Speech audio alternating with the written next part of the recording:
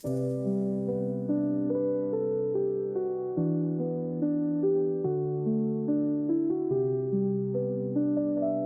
there, welcome to my channel, Therapy with Shirvin. I'm Shirvin and I'm a counselor, and today I'm just wrapping dumplings with my friend, and I wanted to talk a bit about love languages and how that showed up for me when I was younger in my culture and family, and how it's like for me today. Remember that golden rule we learned about when we were younger? The one where we're told to treat others the way you want to be treated? It made sense at the time because, well, why wouldn't you treat people the way you would want to be treated? If you didn't like a certain thing being done or said to you, you probably shouldn't do it to someone else, right? So, all to say that I'm telling you to forget that for the next few minutes and to just think about this instead. Treat others the way they want to be treated.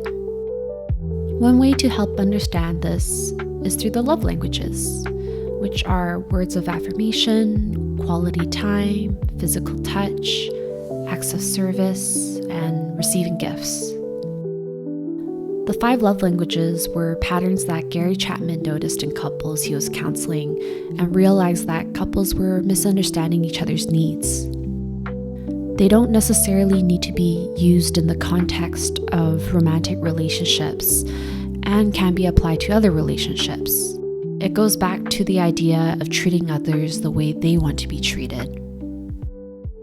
As a first generation in my family being born in Canada, I was often confused about the way I see children interact with their parents in a Western society because it was so different from the way I interacted with my parents.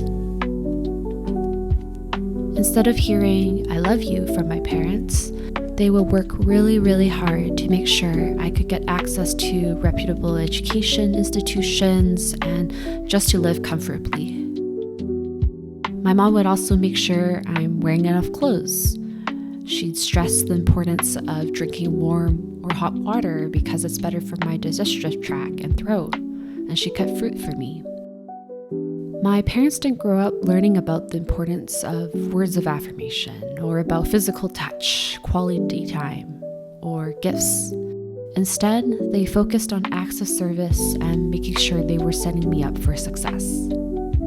And this really translates for me in present day, where my top 2 love languages are words of affirmation and acts of service. I think I value words of affirmation not only because of my work as a counselor and the importance of building up others through words, but because it was absent for a lot of my younger years. I would hear it from families who were more westernized and remembered wanting that. I also value acts of service because it's something I can see. Now that I live away from my parents, I miss having fruit cut up for me, or, getting into trouble for having a nice drink, or going outside or sleeping with my hair still wet because it'll give me a headache. And I know people will often say things like, don't take things for granted, but it's really hard to see or understand that until you live through that. And even making dumplings, it was such a memorable moment for me when I was younger to make them with my mom and to cook and eat them and to enjoy them with my family. Those were instances where we did have that quality time, but it was really the acts of service of her taking the time to make something homemade, fresh and healthy for her to show her love, even if it wasn't in a direct or vocal way.